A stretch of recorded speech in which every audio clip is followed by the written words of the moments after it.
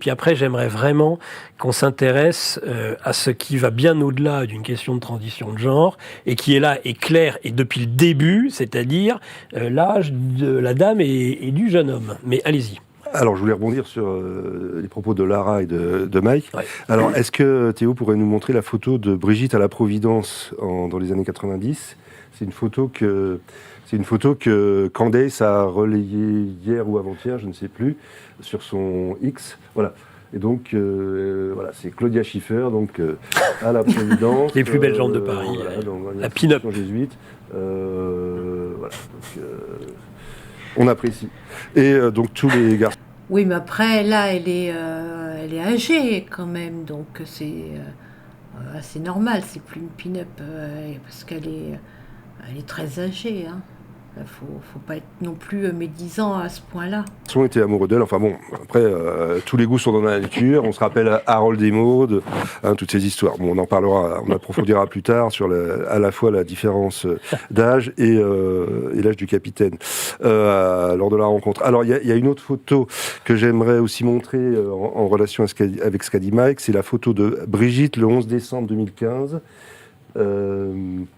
Alors, c'est extrait d'une vidéo essentielle. Voilà. C'est extrait d'une vidéo essentielle.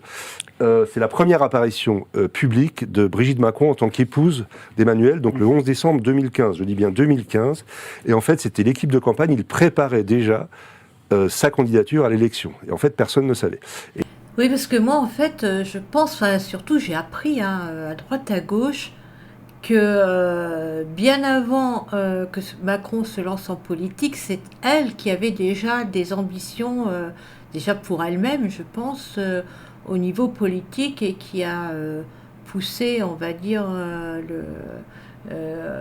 Emmanuel Macron à suivre cette voie-là. Je pense que oui, il a été, c'est un petit peu le coach, alors qu'on la croyait au départ un petit peu... je ne vais pas dire niaise, mais oui, un petit peu, voilà, un peu neuneux. Hein. Mais en fait, c'est pas le cas. Hein. C'est vraiment quelqu'un qui gère Macron un peu comme son petit enfant qu'elle voudrait mener au sommet. Et donc, il a exhibé le détourneur. Elle est déjà retouchée, cette photo, j'imagine. Alors, elle paraît très jeune par rapport à c'est extrait d'une vidéo. Ouais. Oui. Qui est disponible, vous la trouvez sur ma plateforme Crowdbunker Perruque Jaune, par exemple, mais sinon elle a été diffusée en fait par Fait et Documents, donc elle se trouve encore sur la plateforme YouTube de Fait et Documents. Hein, donc, en fait, lors de cette petite séquence qui dure 1h40, Macron... C'est plutôt à son avantage cette photo, moi je trouve. Hein. Le détourné dit... insensible. Sort un élément de langage alors que personne ne le lui demande.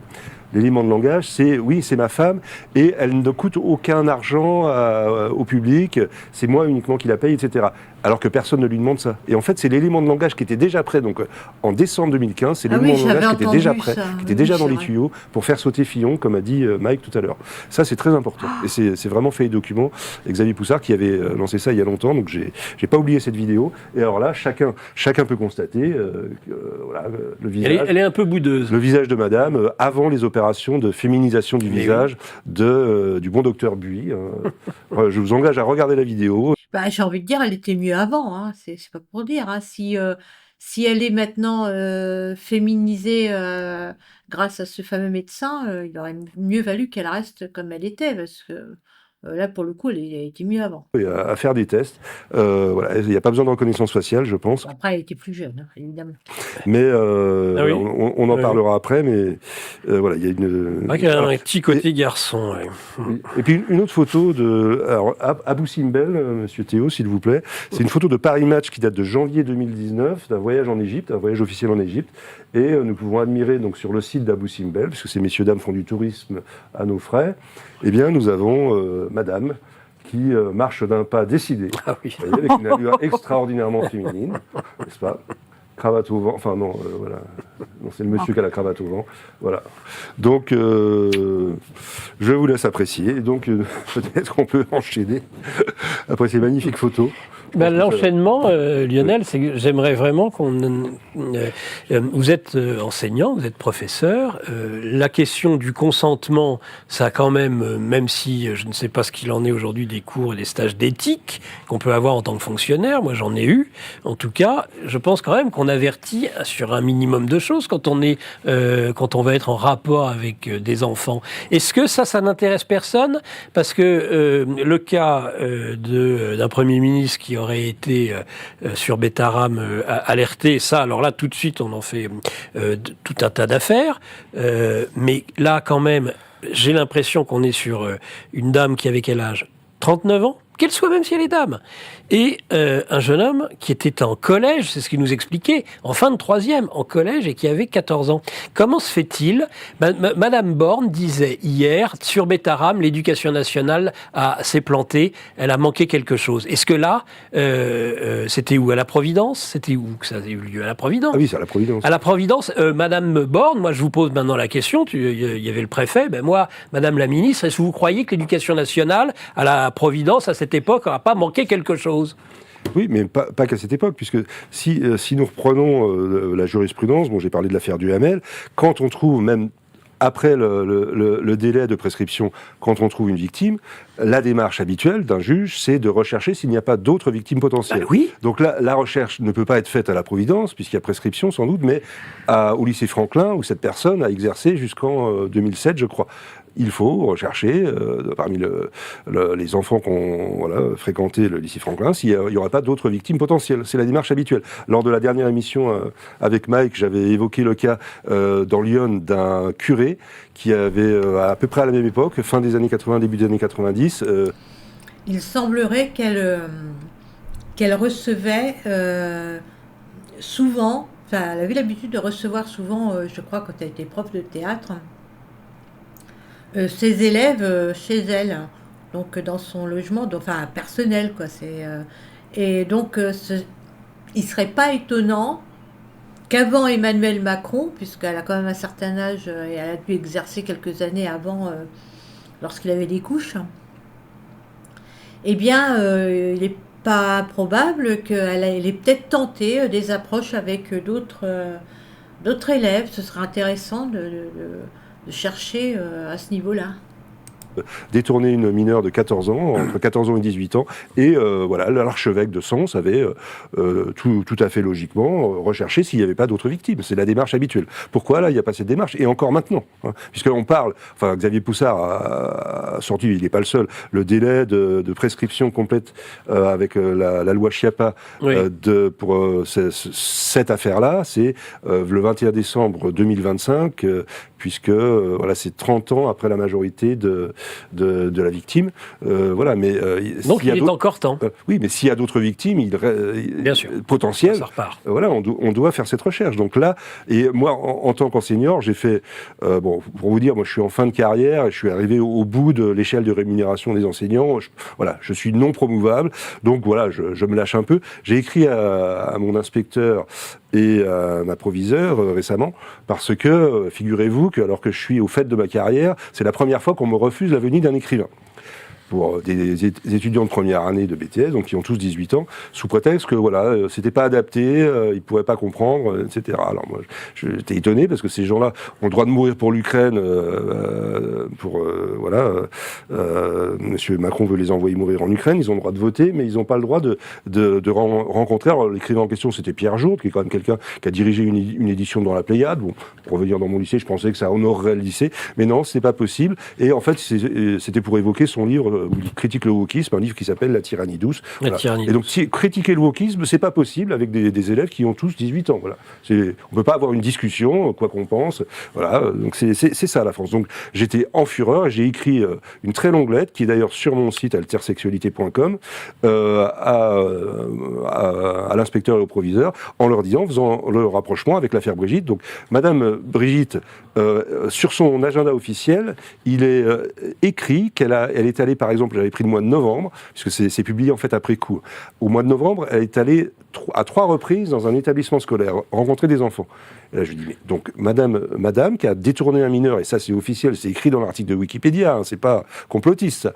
Elle a détourné un mineur et on la laisse au contact de mineurs. Donc ça, il y a quelque chose qui ne va pas au royaume du Danemark, hein, parce que je suis aussi prof de lettres, donc j'ai quelques lettres. C'est pas que nous limons les lettres. Hein. D'ailleurs, je pourrais y revenir si vous me laissiez le temps sur le nous limons. Mais donc voilà, et puis je faisais référence à d'autres cas. Pour tout vous dire, je n'ai pas eu de réponse, hein, ni de l'approviseur, ni de l'inspecteur. Voilà, mais au moins, ai-je vidé mon sac. J'en suis tout à fait content. Et est-ce que je pourrais revenir sur Nous limons ? Pardon ? Est-ce que je pourrais revenir sur Nous limons ? C'était la fameuse citation qu'il y avait justement dans cette vidéo de 2015, première apparition publique de cet ancien professeur devenu épouse du futur président à l'époque, et elle avait cité la fameuse citation de Montaigne, « Nous limons abondamment hein ». Alors, nous limons abondamment. Oui, vous n'étiez pas au courant. Non. Vous n'aimez pas limer alors.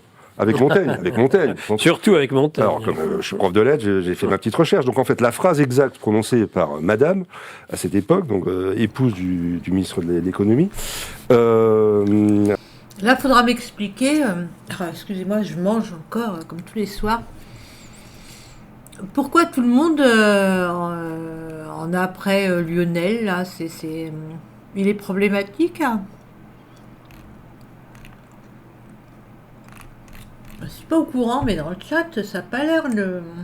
Alors attendez que... Ça vaut plug, baby plug. Voilà, mais c'est dans le même registre. Donc, Montaigne a toujours dit qu'il faut toujours limer sa cervelle à celle d'autrui. Vous voyez, toujours dit qu'il faut toujours. C'était quand même sa première apparition publique. On pourrait penser qu'elle l'eût préparée. Donc, elle a toujours dit qu'il faut toujours limer sa cervelle à celle d'autrui, très important pour progresser. Donc ça, nous limons abondamment. Donc ça, hein, vous comprenez la montée de la phrase, donc ça, l'acmé, nous limons abondamment la descente, la protase et l'apodose en prof de lettres, en linguiste. Voilà. Et donc, en fait, c'est amusant parce que si on va... Il s'agit en fait de... En fait, il y a beaucoup de messages cryptés en fait, dans la communication de ce couple. Il y a toujours des messages cryptés. Oui, donc, j'ai l'impression qu'ils se régalent de ça. Allons chercher le texte en question. Donc, c'est le chapitre 26. Moi, je suis surpris que ça soit le limé, parce que je voyais que c'était plutôt frotté. Non, c'est pas... Ça me dit quelque chose. Alors, en fait, c'est dans le chapitre 25 du premier tome des Essais de Montaigne. C'est de l'institution des enfants. Vous voyez, c'est une spécialiste. Exactement. Je cite, « À cette cause, le commerce des hommes y est merveilleusement propre, donc à l'éducation des enfants, et la visite des pays étrangers. Mais pour en rapporter principalement les humeurs de ces nations et leurs façons, et pour frotter, et limer, notre cervelle contre celle d'autrui. » Donc elle ne se souvient que de limer, pas de frotter. Je sens que vous avez des mœurs légèrement différentes, mon cher Nicolas. Je voudrais qu'on commençât à le promener dès sa tendre enfance. Un peu plus loin. Aussi bien est-ce une opinion reçue d'un chacun que ce n'est pas raison de nourrir un enfant au giron de ses parents. Cet amour naturel les attendrit trop et relâche, voire les plus sages. Ils ne sont capables ni de châtier ses fautes, ni de le voir nourri grossièrement comme il faut et hasardeusement. Enfin, je vous lis pas tout. Mais en fait, c'est amusant parce qu'en fait, dans la légende de notre cher détourné, on l'a retiré de la présence de ses parents et on l'a confié à la fameuse manette là, en Pyrénées, où il a appris à parler le pyrénéen, n'est-ce pas ? Cette langue que pratiquent de nombreux bergers, retirée avec leur chèvre. C'est la raison de Bayreuth. Lara. Non, mais c'est incroyable d'annoncer ça quand même. Ça, c'est le pyrénéen. Voilà, donc enfin nous limons abondamment. Donc c'est le programme d'éducation sexuelle, je pense, qui était déjà en germe. Oui. Mais le film préféré, c'est pareil, c'est une signature. Hein. Certains l'aiment chaud. Alors, il faut revenir à l'âge. Mais bon, écoutez, c'est une émission un peu libre, après une émission où il faut que l'attention redescende un petit peu, et déjà pour Mike. Donc on est là, c'est une émission un peu ludique. Oui. Donc n'hésitez pas. Donc effectivement, il y a beaucoup de choses à dire. Alors, moi, j'ai tendance à me faire un peu l'avocat du Schwab, puisque je suis... du Schwab. Je suis prof de lettres, et puis j'ai mon prénom Lionel, et j'avais une petite affiche avec le sens de mon prénom, comme ça se faisait beaucoup quand j'étais jeune, et c'était défenseur des faibles, il est doué dans le domaine littéraire. Vous voyez quand même. C'était assez prédictif. Et voilà, et mon saint patron, c'est quand même Léon Ier le Grand. Hein, ce fameux pape d'un moment clé de l'histoire, quand même, qui a tendance à se répéter actuellement. Vous savez, quand Léon Ier a été pape, c'est au moment de la chute de l'Empire romain d'Occident. Hein. Et donc, en fait, à ce moment-là, c'est le christianisme qui a pris le pas sur les nations, en fait. Les nations ont disparu, enfin, l'Empire romain a disparu, s'est écroulé, et ce qui est resté, c'est le christianisme. Oui.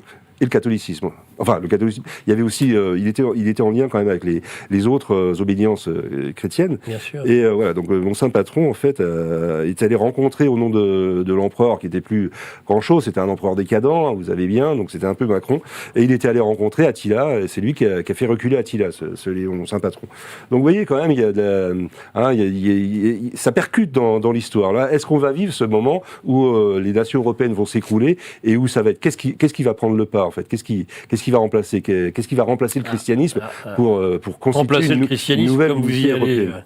Bon, enfin, ça nous éloigne de l'âge du capitaine. Alors, sur l'âge du capitaine, donc je me fais l'avocat du diable, moi. À cette époque-là, dans les années 90, on était encore, voilà, le plus grand écrivain vivant, c'était Marguerite Duras. L'amant, prix Goncourt, livre quand même une des plus grandes ventes de l'histoire de la littérature française, qui rencontre l'aventure d'une jeune fille de 15 ans, avec un Chinois qui était un peu plus âgé. Alors, je ne sais plus quel était l'âge du Chinois, je ne sais plus si c'était 30 ans. Voilà. Donc, voilà, il y avait un peu ça, quand même, en littérature. Et puis, en littérature, bon, j'avais fait un topo sur l'âge de l'historique de l'âge de consentement en France, hein, qui était passé de rien du tout avant 1832, à 11 ans en 1832, à 13 ans en 1863, et enfin à 15 ans en 1945. Donc, c'est assez récent, l'histoire de 15 ans. Si on prend Roméo et Juliette de Shakespeare, la pièce de théâtre la plus jouée au monde, quel était l'âge de Juliette ? Dans Roméo et Juliette ? Oui, 14 ans. 13 ans. 13 ans. Bien. 13 ans et 2 mois. Là, ouais. Pardon, pas 13 ans et 2 mois, 13 ans et... Oui, mais dans Roméo et Juliette, si je me souviens bien, ils étaient tous les deux très mineurs. Elle n'aura pas eu 14 ans, puisqu'elle devait avoir 14 ans dans 15 jours, mais elle ne les aura pas, puisqu'elle mourra sur le cadavre de Roméo. On ne sait pas trop l'âge de Roméo, mais vers 21 ans, peut-être, entre 16 et 21 ans. Non, il est très... ça a toujours été dit qu'il était très mineur, hein, aussi. Hein. C'est l'histoire de 2 enfants. Hein. Enfin, ce qui me semble, hein, à moi que c'est changé maintenant, et moi c'est ce qu'on m'a toujours appris, hein, que c'était vraiment l'histoire de 2 enfants. Quelque chose comme ça. Donc si vous voulez, la plus grande histoire théâtrale du monde, transformée en film, etc., tout le monde applaudit depuis des siècles une histoire pédophile, en fait. Roméo et Juliette est une histoire pédophile. Mais il y a quand même une grosse différence, c'est que là vous avez... Non, parce que c'est pas prouvé ça. Enfin, c'est depuis quand, en fait ? Parce que même lui, c'est pas. Parce que même lui, il dit entre 16 et 21, donc ça veut dire qu'il ne sait pas. Donc là, pour le coup, il y a tellement d'exemples abjects à prendre que prendre celui-là, c'est complètement stupide. Roméo et Juliette, soit c'est 2 très grands, ils sont très mineurs, tous les deux, ce qui a toujours été dit, en fait. Soit il ne sait pas, puisque sinon, il faut dire qu'il a plus de 18 ans. Il vient de dire il a entre 16 et 21. Donc, c'est-à-dire qu'il n'en sait rien. Donc, pourquoi... Mais non, mais il y a d'autres exemples, hein, si tu veux vraiment mettre l'accent là-dessus. Franchement, il y a d'autres exemples à prendre. J'en ai pas qui me viennent en tête, mais bon, là...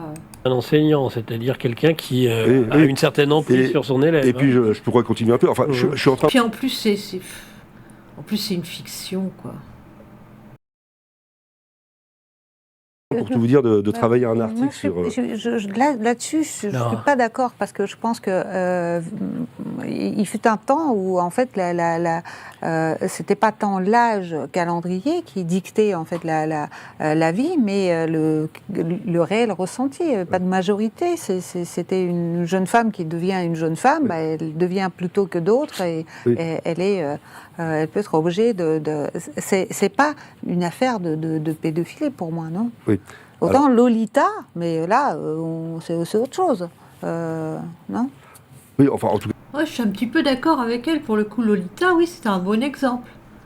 Mais Roméo et Juliette, franchement, laissons ça au mythe il appartient. Et surtout qu'on n'en sait rien, mais moi, on m'a toujours dit, à moins qu'il y ait une preuve du contraire, on m'a toujours dit qu'ils étaient tous les deux mineurs. Hein. tout cas la littérature est faite de ces choses-là, et l'histoire aussi, donc je voulais un peu terminer, justement.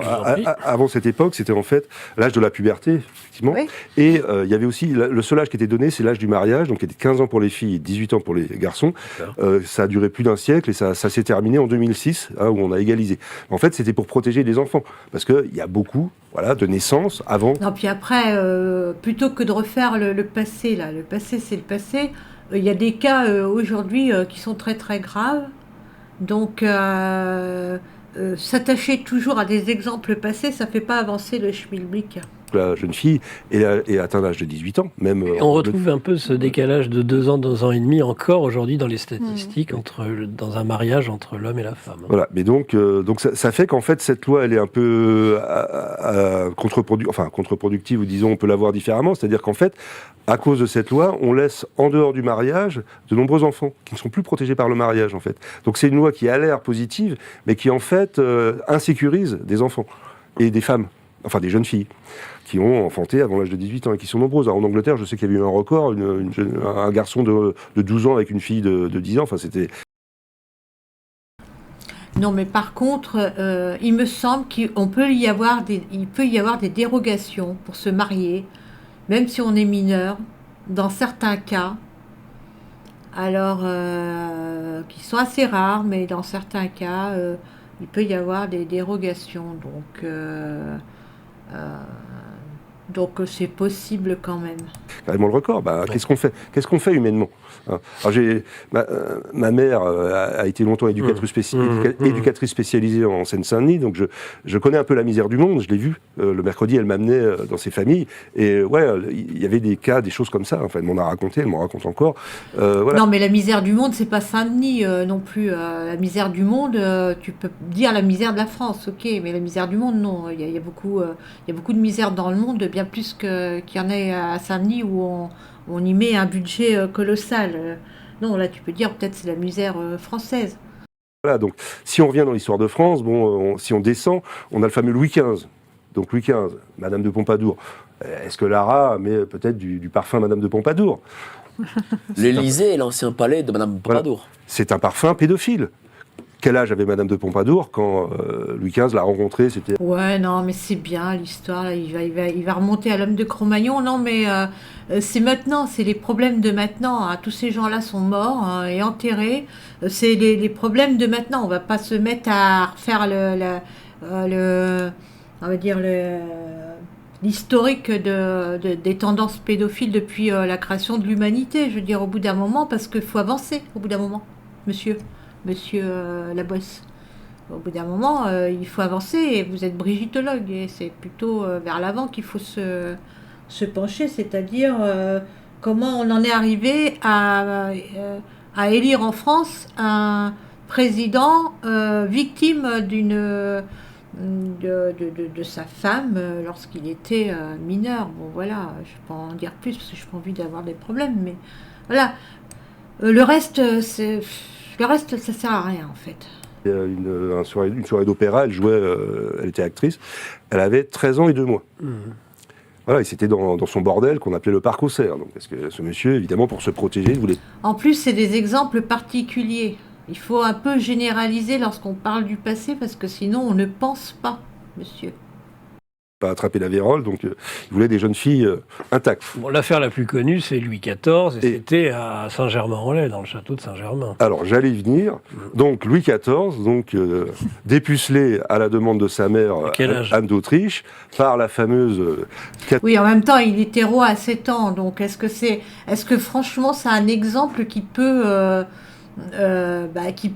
servir de référence? Tout la borgnesse. Il a donné la fameuse formule « Oh, pute borgne voilà. !» avec l'accent. Et donc, Anne d'Autriche avait choisi parce que, elle ne craignait pas qu'il s'en amourachât, si vous voulez, mais donc, elle avait dépucelé sur ordre d'Anne d'Autriche à l'âge de 14 ans. Alors lui, il s'en est bien sorti, mais en fait, elle avait peur, vu ce qui s'était passé avec son père, donc son mari, Louis XIII, donc je parle d'Anne d'Autriche, voilà, avec peut-être elle voyait peut-être que le fils puiné avait des tendances... Non, mais nous dire que tout ça a existé avant et que c'était toléré, machin, je vois pas en quoi ça peut animer le débat là. Enfin, je sais pas, moi j'ai pas trop l'habitude de ce monsieur, je ne connais pas. Mais c'est vrai que c'est peut-être un historien, c'est très très bien, mais ce qu'il dit, tout le monde le sait en fait. En fait, c'est voilà, c'est. Enfin, moi je suis pas une grande érudite, je le sais. Enfin, tout le monde le sait ça. Monsieur avait des tendances, donc elle voulait s'assurer qu'il n'y avait pas de problème de ce côté-là. Mais si on remonte donc à Anne d'Autriche, elle a été donc mariée à Louis XIII alors qu'ils avaient tous les deux 14 ans, en 1615. Et Bon, bah ils avaient tous les deux 14 ans, il n'y a plus de problème. Non, mais il y a un moment donné aussi où l'âge de procréer devait être avancé parce qu'on mourait très jeune. Par exemple, si aujourd'hui on devait mourir à 30 ans, on avait un petit peu une espérance de vie, l'âge de 30 ans, on serait obligé de revoir un petit peu notre sexualité pour la survie de l'espèce, même si je pense qu'aujourd'hui ce serait plus notre préoccupation, la survie de l'espèce, mais bon, voilà.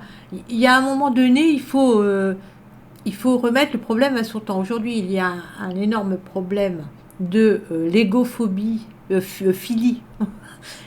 Il y a un énorme problème de l'égophilie en France et dans le monde, et ça n'a rien à voir avec les tendances passées, parce que aujourd'hui, c'est vraiment une question pour le coup de mœurs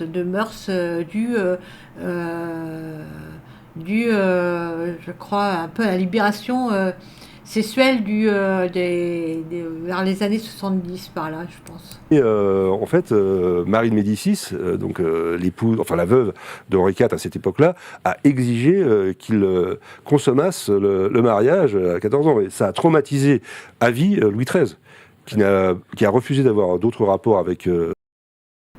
Mais ça l'a traumatisé à vie. Bon, bah, c'est dommage pour lui. Il faut quoi? On va faire une thèse là-dessus? Non, mais est-ce qu'on peut aborder le vrai problème? Anne d'Autriche jusqu'à l'âge de 18 ans. Là, il a recommencé, mais il a fallu que plusieurs s'y mettent. On dit qu'il y en a un qui l'a qu'il l'a amené dans le lit de force, qu'il a dénudé, amené dans le lit de force. Donc, si vous voulez, il y a tout. J'aimerais bien savoir qui raconte ça, en fait. Est-ce que c'est écrit quelque part? Ça a été écrit, consigné dans des journaux intimes ou quoi? Parce que là, on va loin quand même dans le détail. Tout un historique. Enfin, il y a un consentement familial et même voilà. Plus une incitation familiale dans toutes ces affaires. J'ai pas l'impression que ce soit le cas dans l'autre dossier. Je vous dis que je me fais l'avocat du choix. Oui, il y avait des préoccupations dynastiques. Voilà, on est d'accord que là, tout ce qu'il raconte, je veux dire, ça n'a rien à voir avec le schmilblick d'aujourd'hui, là. Les mœurs étaient autrement, la vie était autrement, la durée, enfin la longévité était autre, enfin rien n'était pareil en fait. En fait, c'est très intéressant, mais dans un autre débat. Plastique, évidemment, puisque après, on sait qu'il a fallu attendre l'âge de 37 ans, c'est-à-dire en 1638, pour que donc Anne d'Autriche donne naissance à Louis XIV, au futur Louis XIV. Donc, évidemment, il y avait des préoccupations dynastiques. Il fallait absolument qu'il y ait un héritier. C'était pas si évident que ça.